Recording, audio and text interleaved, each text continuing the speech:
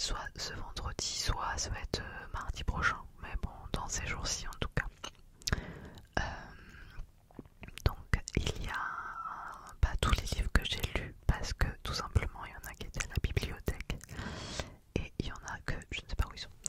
Donc voilà, mais grâce à mon application Glyph, je vais quand même pouvoir vous dire ce que j'ai lu cette année parce que je note tout.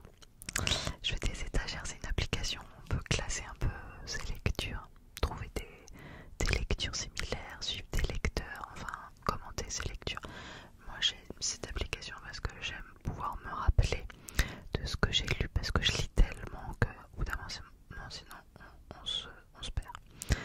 Donc nous sommes le 4 février, je suis à mon 10e roman, je suis en train de lire mon 10e roman de l'année et j'ai lu aussi 4 romans graphiques, donc je vais tout vous dire ce que j'ai lu et ce que j'en pense. On va commencer par les romans tout court. Voilà. Et dans l'ordre, j'ai commencé l'année avec un livre que je peux pas vous montrer, enfin il y aura la vignette par ici ou par là, puisque c'était à ma voisine et je lui ai rendu. Ça s'appelle La haine de la famille et c'est de Catherine Cusé. C'est un livre qu'elle m'a dit, c'est un de mes coups de cœur absolu. Je te le prête, il faut que tu le lises. Bon, j'ai bien aimé, mais sans plus. C'est pas non plus un coup de cœur. D'ailleurs, qu'est-ce que j'ai marqué? J'ai marqué un commentaire sur Glyph. Tiens, je vous le dis, c'est intéressant. Je m'attendais, je pense, à quelque chose de plus caustique. On ressent ici la haine des membres de la famille, ou du moins différents portraits négatifs. Je m'attendais à une légère touche d'humour, il n'y en a pas. Cependant, écriture agréable avec des personnages aussi agaçants que différents. On pourrait presque parler de roman dans le roman, car père, mère, sœur, grand-mère, chacun a sa propre partie d'histoire. Même si chaque partie s'entremêle.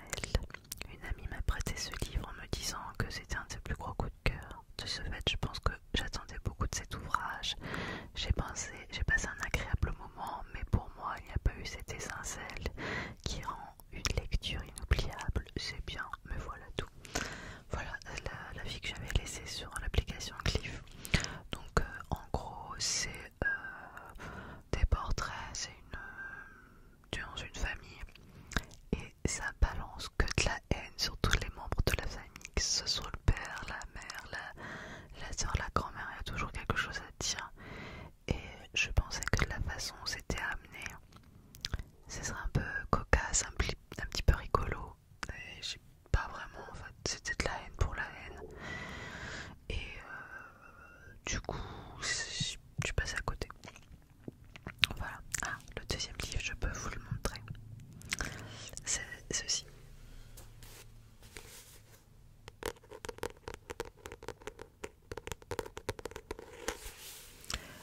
C'est Philippe Besson, Un soir d'été.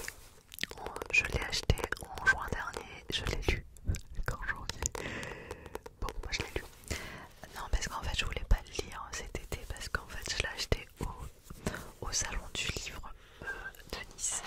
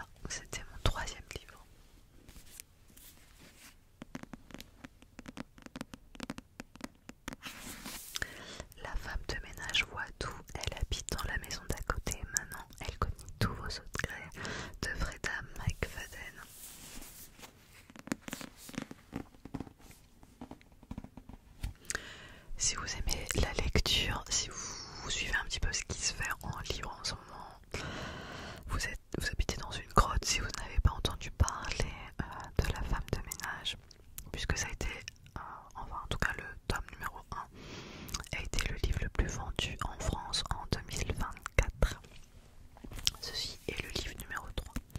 Alors ce que je pense de déjà cette trilogie, c'est un peu genre c'est des thrillers psychologiques avec un peu le côté page turning, c'est-à-dire qu'on a absolument envie de tourner pour savoir la suite, mais c'est pas follement bien écrit. L'écriture est assez facile commune, maladroite peut-être même des fois. Enfin c'est pas de la grande littérature, c'est juste qu'il y a le côté ah mais ah bon il se passe ça, mais qu'est-ce qui va se passer maintenant, j'ai envie de savoir la suite. Voilà, c'est vraiment le côté page turning, on a envie de savoir la suite mais avec une écriture qui est pas GG. Cependant j'avais passé un bon moment avec le 1, j'avais passé un bon moment avec le 2, donc du coup j'ai eu celui-là pour Noël. Et voilà, on passe toujours un bon moment. Mais alors maintenant on connaît bien le mécanisme. Et ce qui fait que j'avais déjà compris au début du livre ce qui se passait. Qui avait fait quoi. Il n'y avait pas du tout de suspense pour moi. Et ce qui fait que, ben voilà, si l'écriture est moyenne et qu'il n'y a plus ce côté j'enchaîne les pages pour savoir ce qui se passe, j'ai trouvé que c'était un peu le livre de trop. Elle joue sur le fait que c'est un succès mondial et que ça se vend à gogo, donc forcément bah, elle a continué la saga. Elle était pas obligée. J'ai pas passé un mauvais moment, mais c'est pas extraordinaire. Pour vous raconter en 3 lignes, pour ceux qui ont lu La femme de ménage, sans vous raconter ce qui va se passer dans ce livre. Là, on retrouve Millie et elle est mariée. C'est Enzo qui s'appelle son gars, non, je crois. Et ils ont 2 enfants. Voilà. Et ils emménagent dans une maison. Voilà, j'en dis pas plus. Ça, voilà, c'était mon livre suivant. Ensuite, qu'est-ce que j'ai lu? Ah, le livre suivant, je peux pas vous le montrer parce que je l'avais emprunté à la bibliothèque. C'est Son odeur après la nuit de Cédric Sapin de Four. Je vous mets la petite étiquette ici ou ici. Ce que j'en ai pensé, j'en ai entendu beaucoup parler. Je le voyais beaucoup passer sur des forums de lecture. Et en fait, j'étais partie à la bibliothèque pour prendre des livres pour mon fils. Et je l'ai vu sur une étagère enfin, ils mettent un peu en des étagères avec quelques nouveautés visibles de tous. Et je l'ai vu, je me suis dit tiens, genre en entendant souvent parler, je vais le prendre alors que j'ai une pile à lire à monstrueuse à la maison.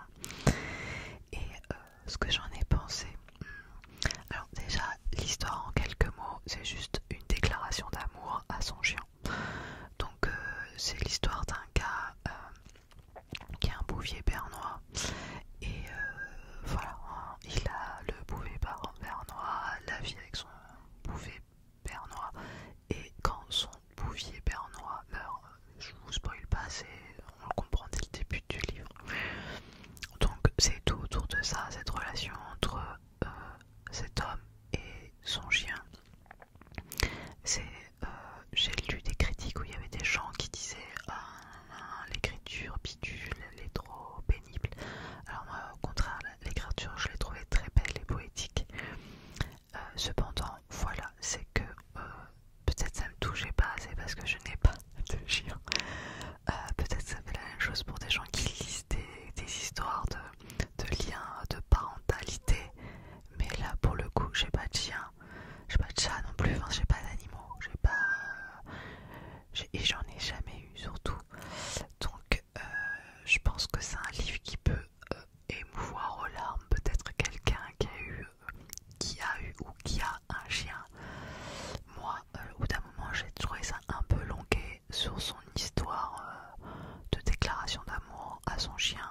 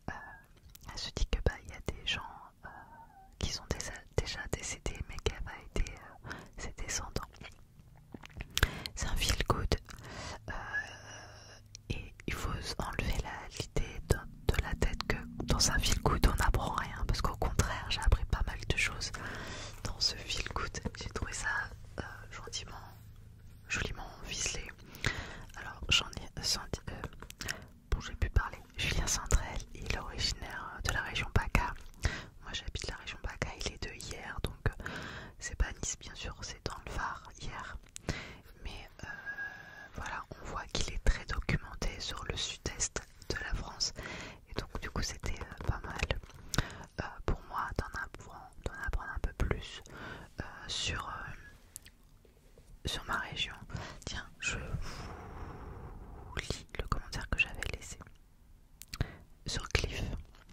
Jolie petite histoire de gratitude, mais j'avoue que ce que j'ai aimé tout particulièrement, c'est que roman feel good ne veut pas dire qu'on ne va pas apprendre ou se rappeler de certains faits marquants. Julien Sandrel a su évoquer le massacre des Italiens à Aigues-Mortes, le combat d'Odette et Moussa Abidi, qui ont sauvé des centaines d'enfants juifs pendant la guerre à Nice, de la catastrophe du barrage du Malpassé à Fréjus, qui ôta la vie à plus de 500 personnes. C'est agréable de se détendre avec un livre, pas prise de tête, tout en mettant une piqûre de rappel sur des faits qui ont marqué des vies. Donc voilà, et c'est totalement ça. J'ai trouvé que c'était intéressant parce que c'était documenté.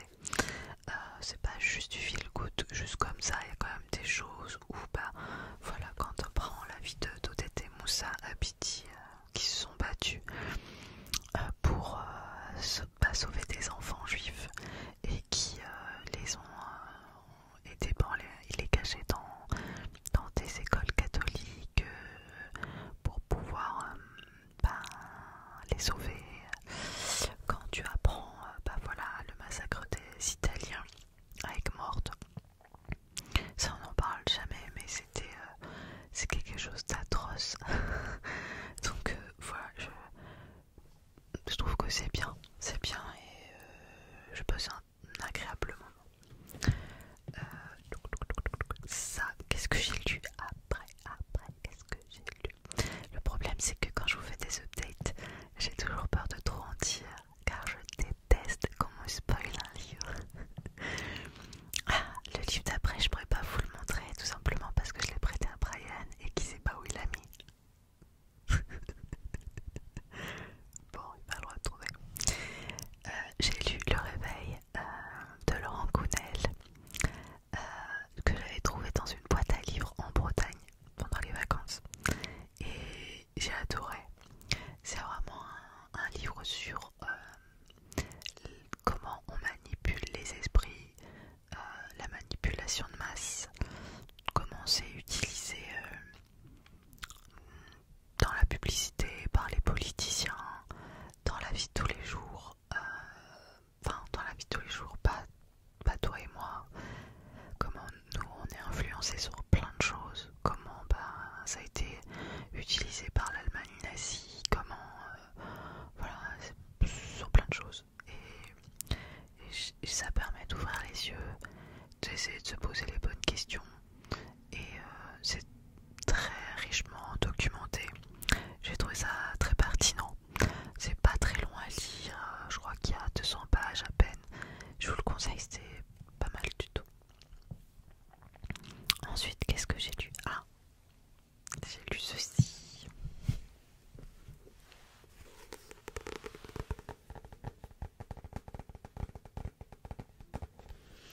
J'ai lu Into the Wild. Je l'ai vu chez une pote et je lui ai dit est-ce que je peux te l'emprunter? J'ai adoré le livre. Elle me dit écoute, on me l'a donné le livre, je l'ai pas lu, donc elle me dit oui, pas de souci. J'avais adoré le film, Le film était extraordinaire, fait partie de ma shortlist des meilleurs films pour moi au monde. Et j'ai pas du tout aimé le livre. C'est étrange, c'est rare. Souvent c'est l'inverse. Souvent on adore le livre et on a beaucoup de mal ensuite avec le film. Et du coup, comme j'avais adoré le film, je me suis dit je vais encore plus aimer le livre. Pas du tout.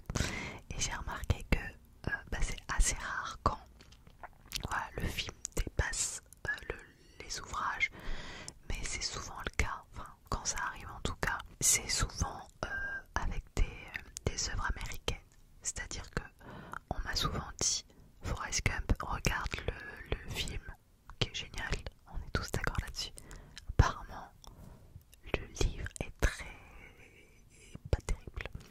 Mange, prie, aime, pareil, je l'ai acheté d'occasion et tout on m'a dit ouais, en fait tu pouvais le laisser ou tu l'as acheté, je t'ai payé 2 € parce que le film était sympa, mais il paraît que le livre est pénible. Donc ce sont des œuvres américaines, des fois ça arrive.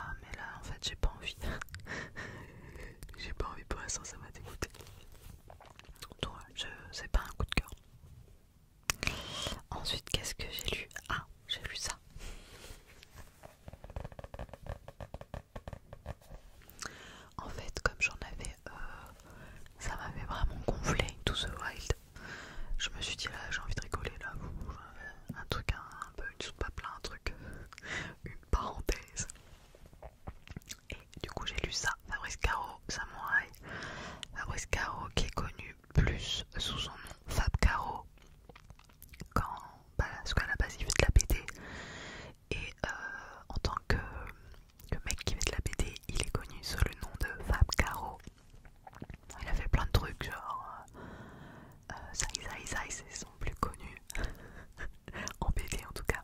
Et c'est drôle, et c'est drôle, et c'est drôle, et j'adore. Et il a sorti également quelques romans. Alors, point de vue roman, je les ai presque tous lus, je pense.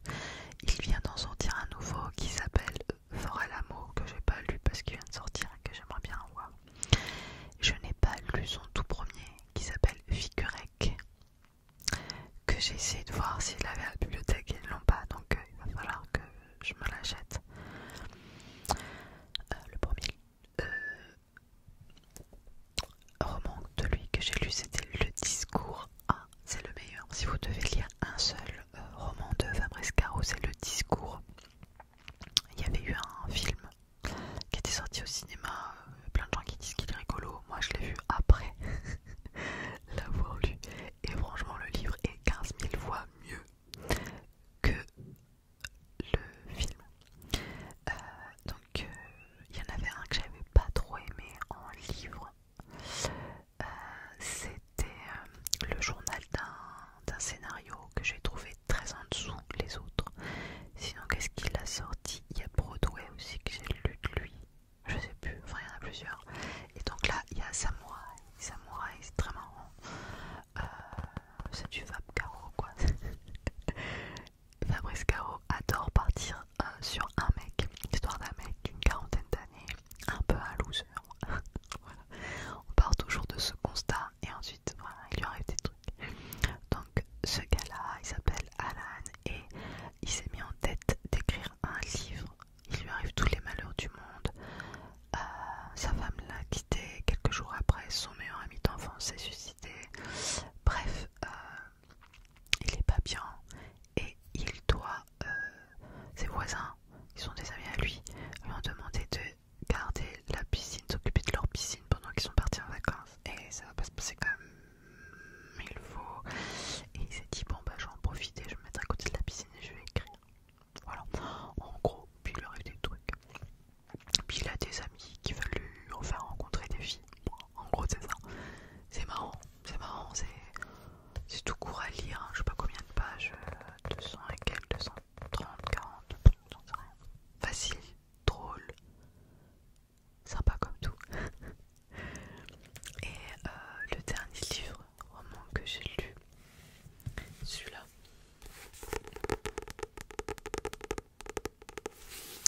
C'est ma voisine qui me l'a prêté, Les chaussures italiennes de Henning Mankell. J'ai adoré, gros coup de cœur. Ça s'appelle Les chaussures italiennes, mais ça se passe en Suède, je vous le dis tout de suite.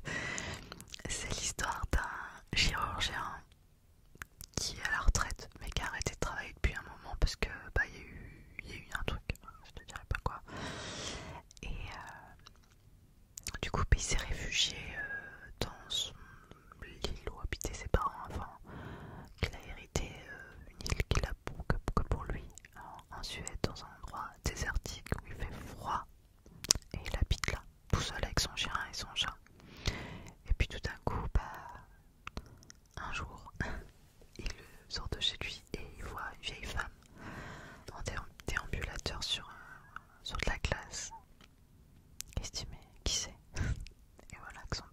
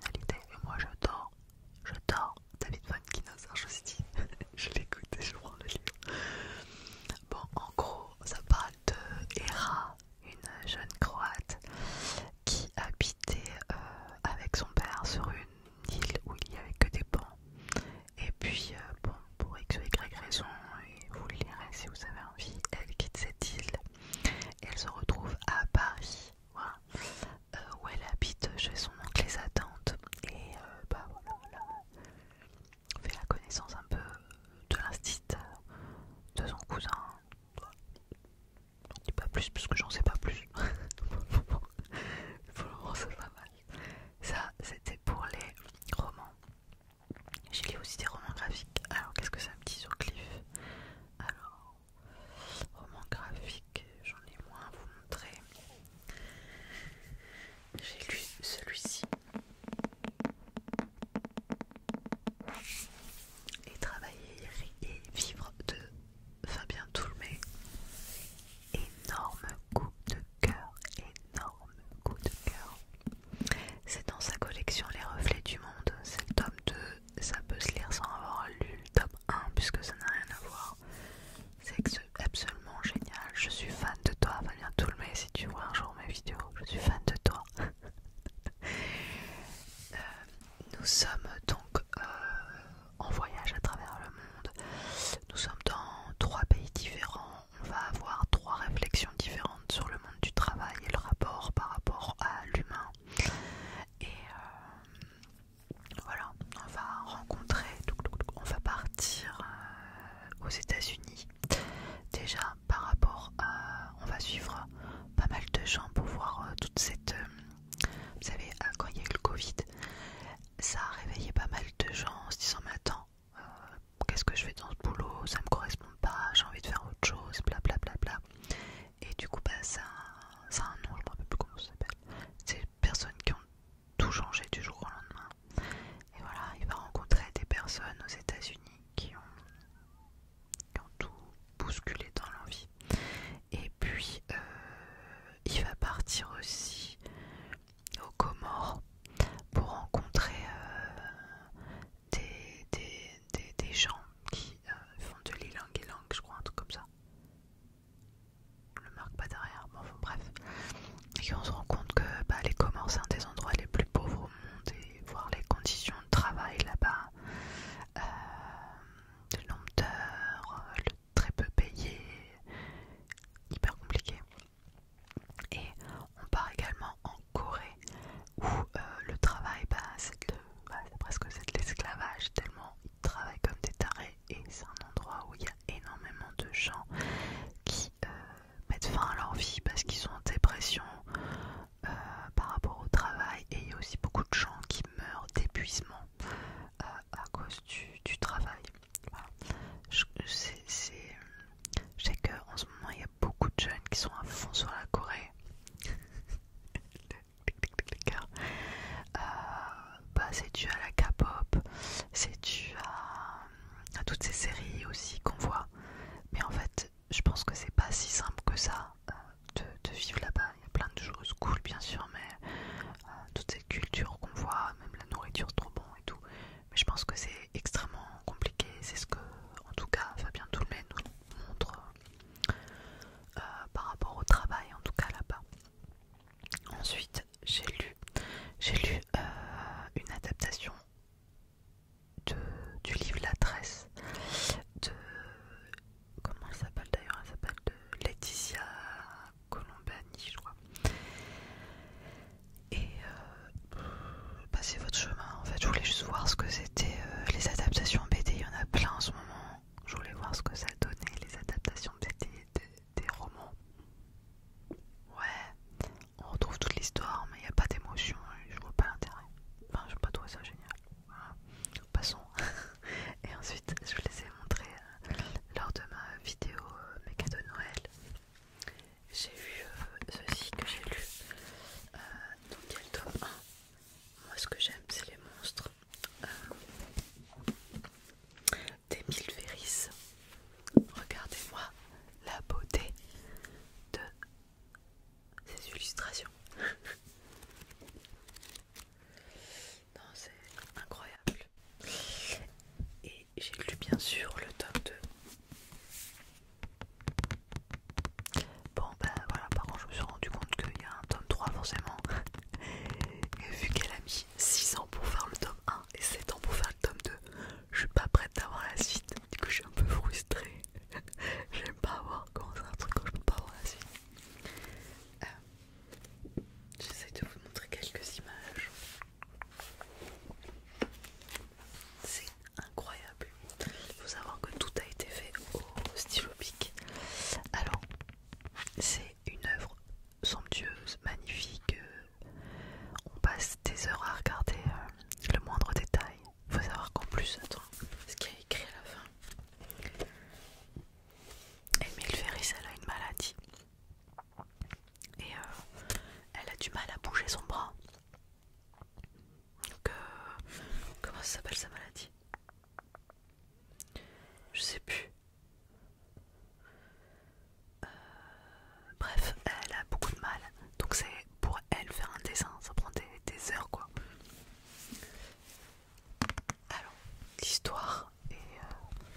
assez con.